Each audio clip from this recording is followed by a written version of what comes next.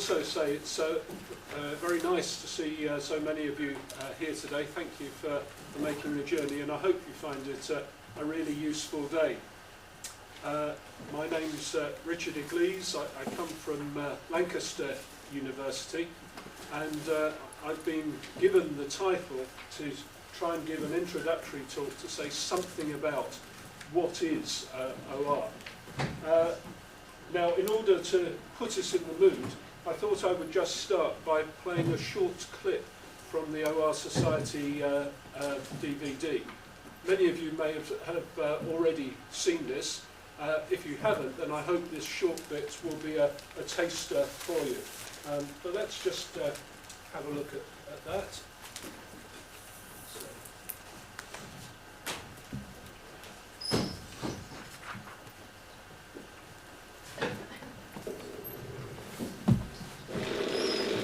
What is operational research?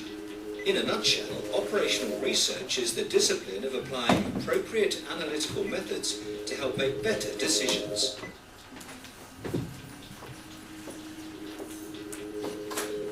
In today's world, operational research is all around us. It can be found in just about everything we do. It forms the building blocks for our everyday world, from buying a flight to queuing for our weekly groceries. It helps save lives. It drives business and government. Of this country, I think its best days still lie ahead. Without OR, the modern world we take for granted wouldn't exist.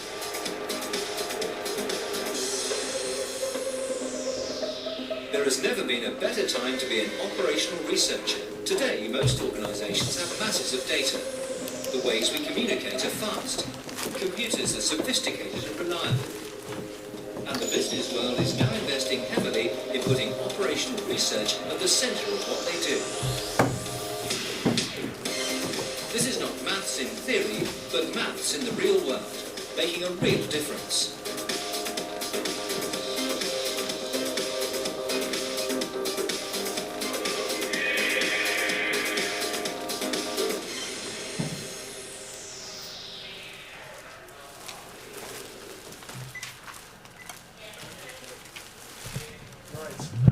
So I think I'll cut it there. Welcome to those who've just arrived. That was a short clip from the OR Society video, which introduces OR and the places where it's being used currently in the UK. And if you haven't seen the whole thing, then I'll give you the website address for the Learn About OR website, and you can see the full DVD there. But let me just come back to my talk there. So I'm going to try and give you a slightly more individual introduction into what is operational research. So I'll try and give a definition, and then I'll talk about some of the sorts of work that OR people do, and I'll give a few personal examples of things that I've experienced in my OR career, and then talk about perhaps some of the things that you need to pursue a career in operational research, and hopefully there'll be time for a few questions at the end. So, how do we define operational research? Over the years there have been competitions to do this with hundreds of suggestions. This is the latest one that the Society has settled on. It's the discipline of applying appropriate analytical methods to help make better decisions. Now let me try and pull out or emphasise a few things in that definition. First of all, it's a discipline. OR is now an established profession. It grew out of scientists from all sorts of backgrounds trying to help the war efforts during World War II and applying their scientific knowledge not to development of equipment or better weaponry and so on, but to actually do the operations better. to support the use of the information from radar and things like that. And the operational researchers during that time had a significant effect on the effectiveness of the war operation. But after that time, many of those scientists went into industry, government, other organisations, and realised that some of the approaches that they developed at that time were relevant to the difficult problems faced in industry and other large organisations. So for 50 or 60 years, we've become a recognised discipline. We're now established. The OR Society started as a club back in around the 1950s and has been growing since then. It's a discipline of applying. Operational researchers, I think, at heart are focused on making a difference in real life. Although we make use of mathematical theories, we make use of developments in computing and both the algorithms and the better hardware that's available nowadays to do the work that we do. But one of the characteristic things about OR is that we always have an eye on making a difference in the real world. We're not just trying to understand complex systems for their own sake. We want to make a difference. These appropriate analytic methods, there are all sorts of things in the OR person's toolkit. Many people have got some sort of maths background, but it doesn't have to be maths. People come from statistics, computing as well, those sorts of backgrounds, or other backgrounds like natural sciences or economics.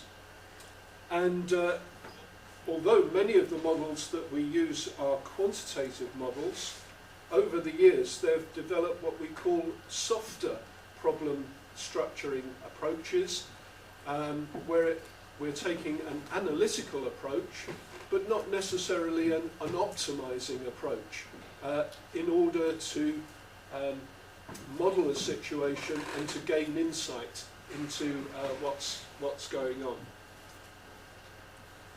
And finally, in that definition, better decisions. As I said, we have an applied outlook, and what we want to do is to support managers so that at the end of the day, better decisions are taken. And of course, there will need to be discussion about exactly what the objectives are and whose objectives are being optimised and so on. But we can contribute in assisting that process so that people come to make better decisions. Okay, well, let's give a few quick examples. Scheduling. There's a whole area of work that's been done for airlines, both for air crews and for fleet rostering. Rosters for nurses and other sorts of shift workers, timetables. You may well find that the timetable, either for your classes or for your exams at your university, have been devised using some software where operational researchers have had a hand in that. So that there's a whole area around scheduling.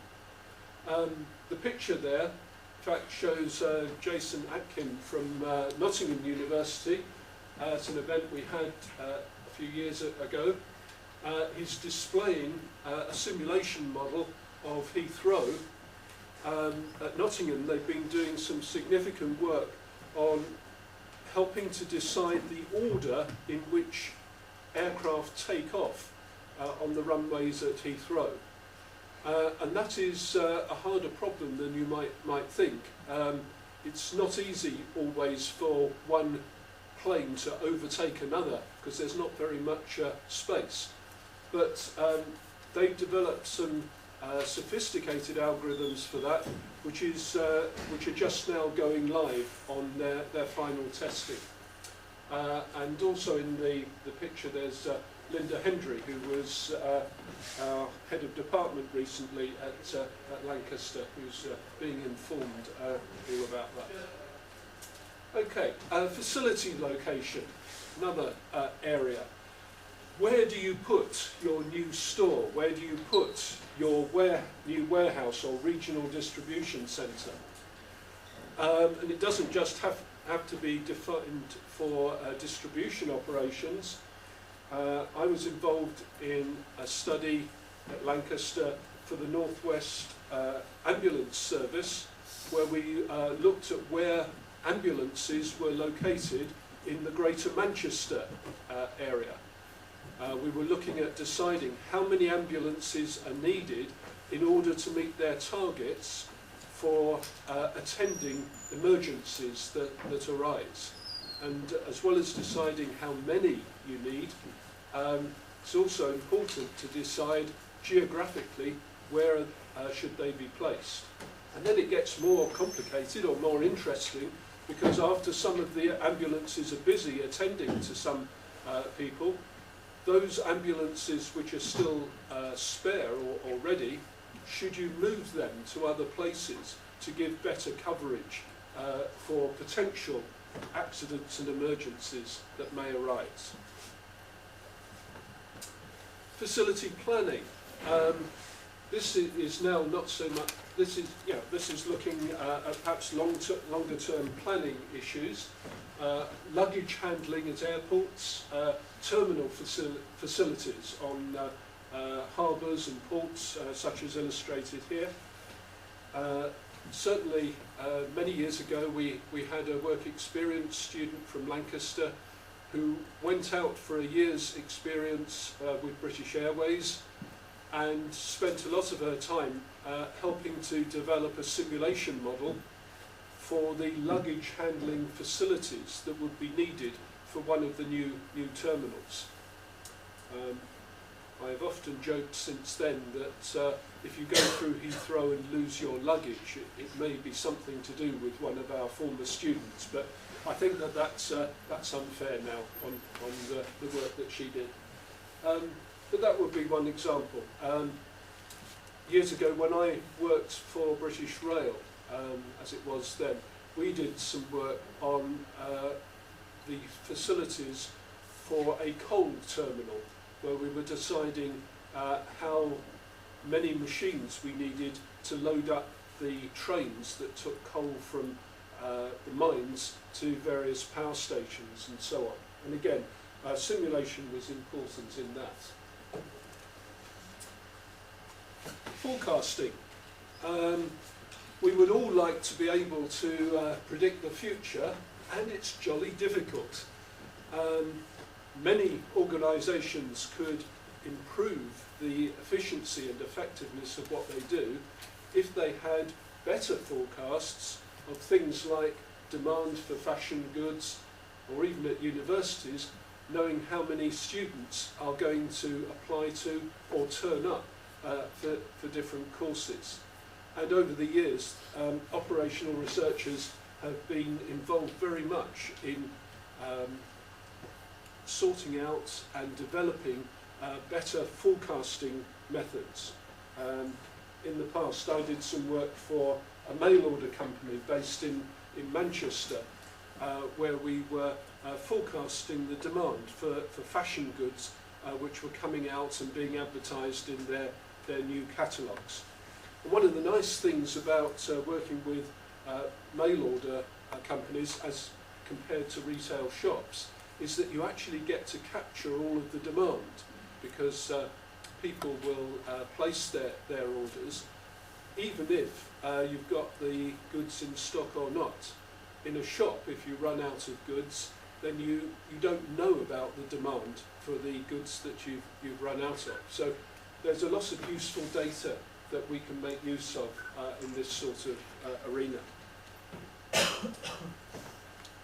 Revenue management. I think this is a relatively recent development, but has been very valuable, again, in the airline industry and also in the hotel industry. If you've bought a flight or booked a hotel room recently, you may have noticed that in some cases the price can change, particularly on how long ahead it is before you make your booking. And the different prices that are charged essentially for an airline ticket or a hotel room come from some quite sophisticated models which are linking up with forecasts of demands for different classes of customers and pitching the offers of tickets or rooms at different prices. Credit scoring. The finance industry in the UK is very big. It's had its problems recently, but maybe that just underscores the need for really good, talented analysts to be involved in it. And certainly people with an operational research background have gone on to careers within finance. And perhaps one of the main areas where it's clear that it's operational researchers have had a big influence is in the area of credit scoring and scorecards and models to help financial institutions decide whether to lend money to particular customers or not. So if you're turned down for a loan, it may be that there's an operational researcher behind that decision somewhere. Defence and security. I mentioned that originally operational research grew out of defence in World War II, and there are a lot of operational researchers still working for the government or government agencies on questions of defence. How can troops be deployed rapidly? And all sorts of other questions like that. And increasingly, there's a lot of work in security. Recently at the last Euro conference, I saw a very good presentation of a case study from the United States, which was all about improving the security at one of their major airports, which was an OR study where they had shown how the patrolling for security could be improved.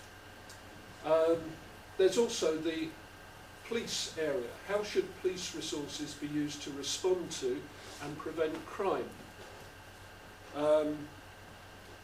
When I was a master's student, so you can tell this was a long time ago, the summer project that I had from Lancaster was actually to come down to Birmingham and to work with Birmingham City Police.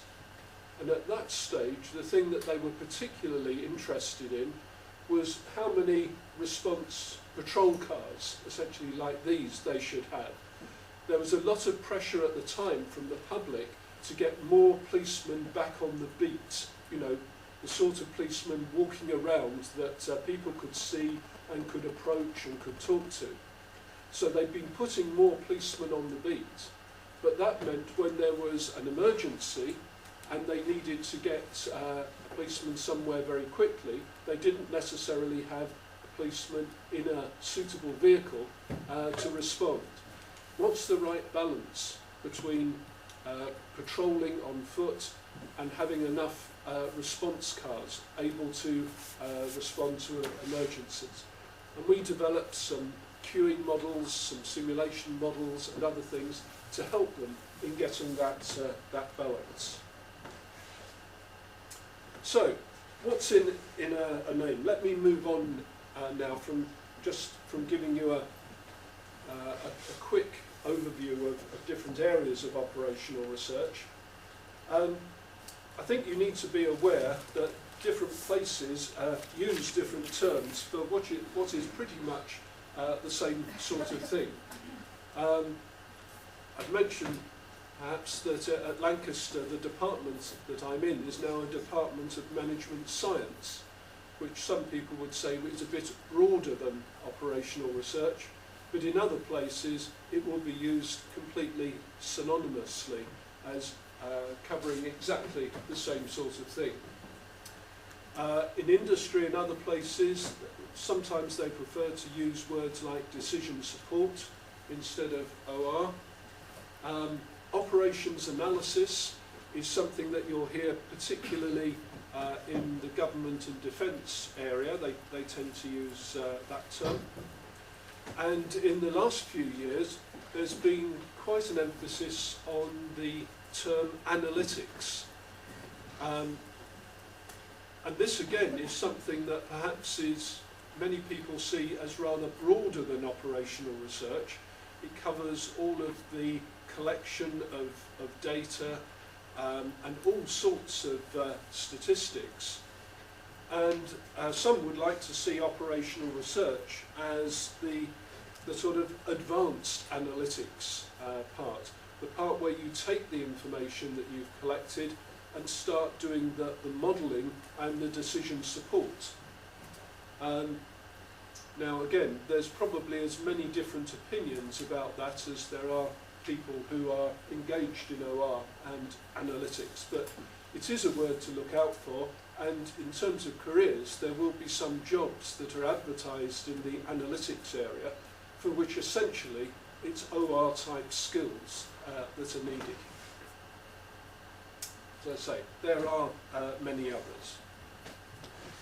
So essentially, what do OR people do? They need to communicate. It's not usually the sort of job where you can just stay in an office and get all of your information from files or through publicly available things on the internet. You have to go and talk to people. You have to get out there and interview managers, workers, other people in the organisation to really find out what's actually going on rather than what some people tell you is going on. And those communication skills, I think, are very important. Then you do need to gather data. I'll say a bit more about how data-rich we are now in many ways, but I've always found that when I've been doing an OR project, I've never had exactly the data I would like to have at the beginning of the project. There's always something that's missing that you need to go and gather and collect or try and find in some way. And you may need to be quite creative about that. Then I think a key thing that OR people do is model. Of course, I'm not talking about walking down a catwalk. I'm talking about taking that data and just, rather than just saying, well, what does that say about the past, using it to predict what may happen in the future and using it to examine different possible scenarios, to answer what-if questions, possibly even optimise courses of actions through a model that relates the data to decisions that people are taking. And then implementation is a whole important area. It's no good just writing a report and leaving it to collect dust on the shelf. What you need to be able to do is to see the best way your model can be used in practice and to help the people that you're working for to implement it. Okay, let me just quickly give a couple of examples of areas where I've been doing work in the past. The first area is in winter gritting or road maintenance. Now, this is an old slide. Whenever I show this at Lancaster now, it normally gets a laugh because they can see the difference between that handsome young fellow in the picture and this decrepit old man standing before them now. But just to prove that I did get out there and talk to the people who were actually doing the job, this was work we did for Lancashire County Council concerning the routing of their winter gritting vehicles. And they were looking for a way to try and improve the routes that they used for that so that they could spread salt over the roads within the time limit that they had before the traffic started running over them and sliding about, but also to do it in an efficient way so that they weren't wasting money. In fact, that photo was taken in the middle of June on one of the hottest days in the summer, just to show that it is sometimes sunny in Lancaster, and they kindly rolled out one of the vehicles from the garage just so that we could take some publicity pictures. But there's a pile of rock salt there on the left that goes into this, the back of this vehicle, and then is spread over the road. And you may have seen winter gritting vehicles actually running on the roads. The ones here has also got a snow plough attached to actually push snow off the road as well. So that's one area where we've actually did quite a bit of work, also for Cumbria County Council as well. And more recently, I've been working in an area I call green logistics, where we've been trying to take into account of greenhouse gas pollution caused by vehicle routing and so on, and all sorts of other aspects. If you're interested in green logistics, then there's a website there which has got lots more information. In the picture down here, I just mentioned that's me talking to Sue Merchant. Sue was the previous president of the OR Society, the second woman president that we've had, just to show that presidents don't have to be old men with beards. And on the right here, Tolga Bektas is a lecturer at Southampton University, and if you go downstairs and look at the Southampton stand, you'll see Tolga is down there.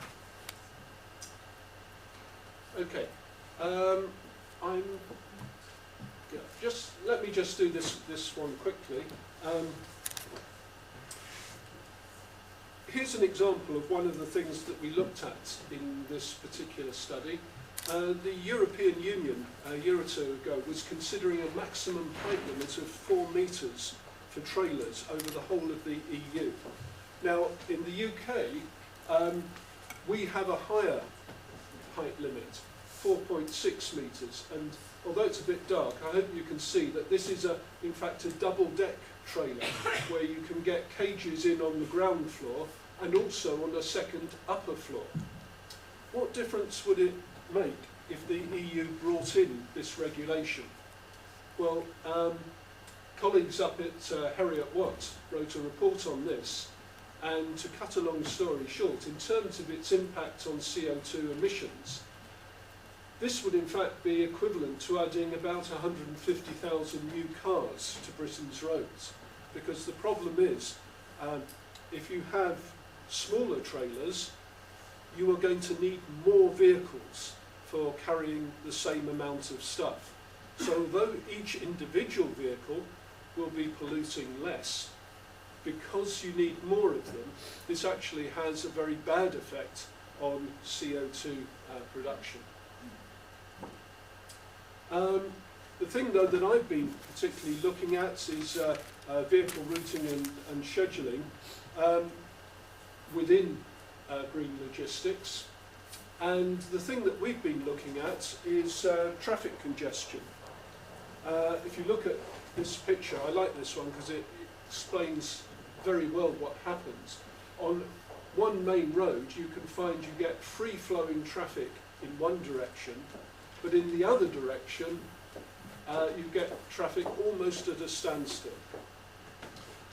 Now, as an example of the extra data that's now available, we've been working with an Altrincham-based company called ITIS Holdings, and they collect information from vehicles through GPS tracking, and every few minutes, for those vehicles that have got are fitted up, they can say where they are, which direction they're going, and how fast they're going.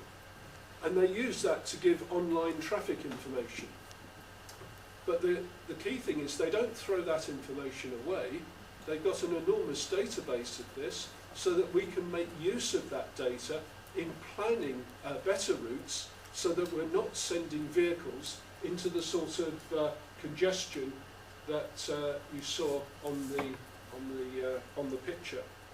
So we've been developing a thing called the land time scheduler, which, given a set of customers and demands and depot and vehicle fleet, will attempt to minimise the total time for the distribution, and will take into account some of the standard constraints that we take in vehicle routing, and using that will then come up with a plan for the vehicle routes for distributing goods. And we tested this out in the southwest for an electrical wholesaler. This was one where there was a central depot at Avonmouth, and we compared what it was like planning routes if you just assumed constant speeds on different types of roads against what you could achieve making use of the extra traffic information. And you can see there are differences in the routes that we came up with, and in fact the bottom line was that we could make a saving of around 7% in terms of CO2 emissions, and also in terms of fuel use as well. So this would be an example of something which both saves money and is also has an environmental benefit as well. And we're carrying on with that work now, looking at things, models that directly try to minimise pollution and also take into account congestion charging. If you're interested in any of that, I'll be around most of today. Come and talk to me about it. So, just finishing off now. Many organisations now are data rich, but many are not obtaining the benefit that they could get from all of this data. And I think that OR skills provide that edge to an organisation to make them more efficient and effective. I heard a talk from a professor from MIT in the States who was making exactly this point with examples from companies in the States. So OR skills are in demand, and I think will increasingly be in demand to give organisations the edge. So what will you need? I think you'll need some sort of first degree, including quantitative skills.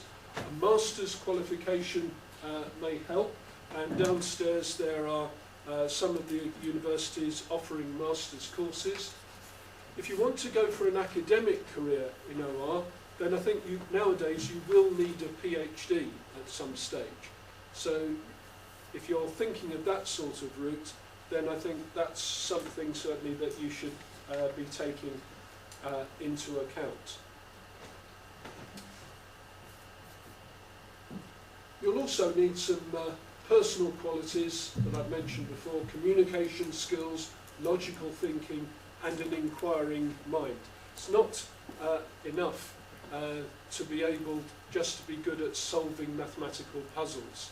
You do need to be someone who can communicate with people as well.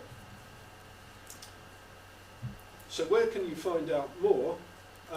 There's plenty of material on these websites, the OR Society website and the associated ones, the Science of Better and Learn About OR as well.